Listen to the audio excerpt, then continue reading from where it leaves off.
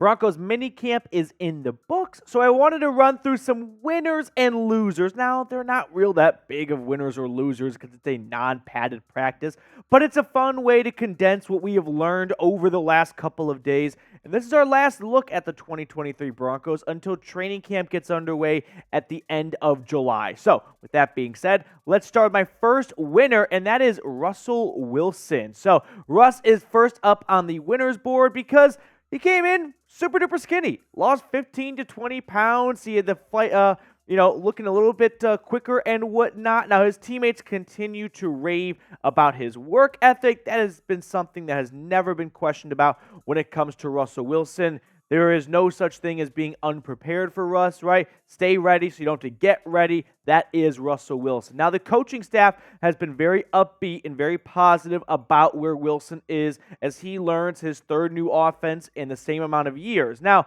honestly, we didn't see a whole lot of Russell Wilson. When I say we, I mean media members and also just fans lurking off the media members because the media didn't get to see a ton of practice, right? Sean Payton went the route of minimal as possible, please, and that was during OTAs. And then they even moved media members from where they usually watch practice during minicamp. So we didn't get a ton of highlights and clips and whatnot of how Russell Wilson looked on the field, but a lot of good buzz did come out of minicamp, including from his own left tackle, Garrett Bowles, who said this: "He's a great dude. He's the same guy every single day. He works his butt off. And I'm ready for that stuff to go away. And when it goes, everyone's going to eat crow."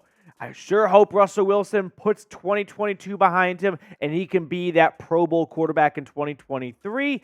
But I want to know who you think the better quarterback is in the AFC West. I'm not going to have Russell Wilson go up against Patrick Mahomes or Justin Herbert. That's not going to be a very fair fight. But what about Jimmy Garoppolo down in Vegas? Who do you think the better quarterback is? Comment the jersey number down below for who you'd rather have.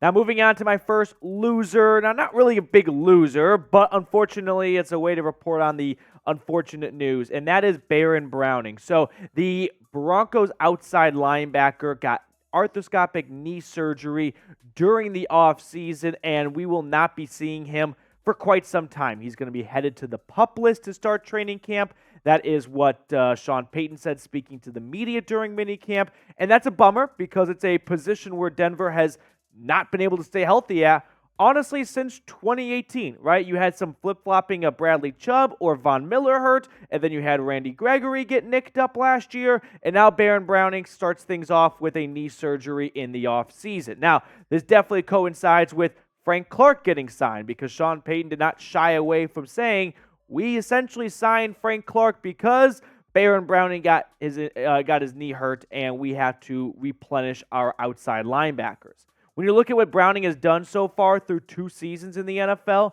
he's coming off a great season in my book. He made the transition from inside linebacker to outside linebacker, and he flourished in that role. 5 sacks, 8 tackles for loss. Remember early on in the season when Randy Gregory went down and Browning stepped up and was opposite Bradley Chubb? Yeah, he was dynamite. 14 games, 5 sacks. I don't know if Baron Browning ever has to be a 10-plus sack player, but he needs to be a consistent player on this defense that doesn't have a lot of consistency in the pass rush. So this defense needs Baron Browning. He's not actually a loser from minicamp. It's just a spin zone way of reporting some unfortunate news coming out that he got knee surgery, and we're going to miss him to start training camp. But hopefully Baron Browning will be ready to go week 1, because if not, you have Frank Clark, you have Randy Gregory, but beyond that, things are razor thin at outside linebacker. Now, speaking of training camp, we are pushing for 15,000 subscribers by the time camp opens up at the end of July. We have some ways to go. We have 871 subs to go specifically, but just like betting the over, you just start chipping away at it. So if you have not subscribed and you're looking for a free YouTube channel, this is the one.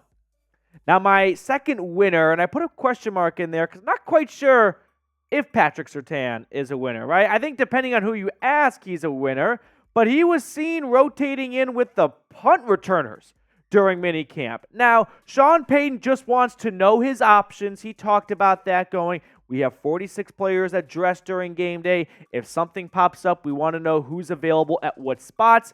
And he said if Surtain can help us as a returner when needed, then we'll have him ready. So, like I said, this is just Sean Payton doing his homework, but just because you could play that position doesn't mean you should, right? If Russell Wilson could be a great punt returner, I still don't want to see my quarterback fielding punts or kickoffs. So, in my book, the risk just outweighs the reward here. If Patrick Surtain were to go down with an injury during a punt, we would all tear our hair out, right?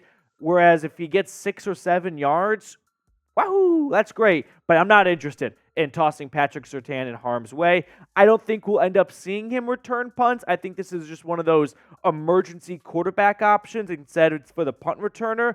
But in case a little part of Sean Payton's brain, and he knows way more football than I do, thinks it's a good idea tossing 2 back there, it's not. Please don't do it. It's not going to end well. It's just going to be an awful disaster. So what do you guys think? Should Surtain return punts at all? For me, I'm going with no. Maybe you could find a special circumstance where, hey, Denver's down 7. They're going to get the ball back. They have no timeouts. Minute 30 to go. Let's get our best speedy returner possible out there, and hopefully he can break one off for an extra 10, 15, 20 yards. But outside of that, and even in that situation, I am very resistant to the idea of tossing Pat Surtain, this team's best overall player, in harm's way. This is a low blow, and I'm guilty of it. I don't care. My next loser is Nathaniel Hackett, because we saw what an offseason can be like with Hackett. Well, first we saw Fangio most recently, then Hackett, and now Sean Payton. And it's cliche time. We're all saying it. You can find it any other Broncos media publication. It's very different this go-around with Sean Payton. It's always different when a new head coach comes in. They very rarely change or keep things the same. They always want to rip up the carpet so it's a brand new feel in the building, and off-season workouts go differently. Now, a big difference from what we had last year compared to this year was the last day of minicamp, which was on Thursday. And Eric Delilah, the team reporter, was asking Sean Payton about whether or not they'll have a field day, kind of like they had last year, and the egg toss and water balloons and dodgeball, probably not all that, like they had with Hackett last year, or is it going to be a normal practice? And it was, sure enough, a normal practice. Now, Sean Payton also had a subtle jab at Nathaniel Hackett when speaking to the media. When he talked about cleaning penalties up, he said, before you start figuring out how to win, you have to know how not to lose. Last year, we ranked, I don't even want to give it to you, 28th, 27th, or 29th in pre-snap fouls on both sides of the ball. That's going to change. Now, I can take my own medicine here and say, didn't we do this last year? I mean, someone can fact check me and go back to last year's minicamp winners and losers video. I probably called Fangio a loser because we had a new, blood in the building with Hackett, and it was fun, and the music returned to the practice, and people were playing cahoots and whatnot, and it was singing Kumbaya. But anytime you get a changing of the guard, people are going to just tear down the previous coach because it didn't work out and go, well, it's different this year because look how they're operating the OTAs and minicamp. We'll see if that translates to wins. I'm not going to stand here and say that because of the way Sean Payton ran this offseason, that means we are leaps and bounds ahead of leaps and bounds ahead of last year based on how Hackett ran it, right? Every single offseason, right? Anytime you get a new head coach, media members are going to tear down the previous head coach to build up the new one. Okay. Moving on to my third and final winner, and that is Courtland Sutton. So, the wide receiver coming into a very important season where he may or may not be out of here past 2023, has been a standout at OTAs and minicamp, right? A lot of reports say that he has his burst back that we saw in 2019. He added some poundage and some good poundage, right? Added some muscle built onto his frame, and he's looking the best since 2019, unfortunately, that it's been that long, because when you look at Courtland Sutton over the last 2 years, has yet to get back to that 1,000-yard mark, has not been a big play factor, really, right? Hasn't been a go-to target in the red zone, just 4 touchdowns over the last 2 years. So this is not only a message to myself, but other people who are kind of in the same camp as me. Courtland Sutton getting back to where we all want him to be, that 2019 level, and then some more too, is great. That is what we want for this team in 2023, right?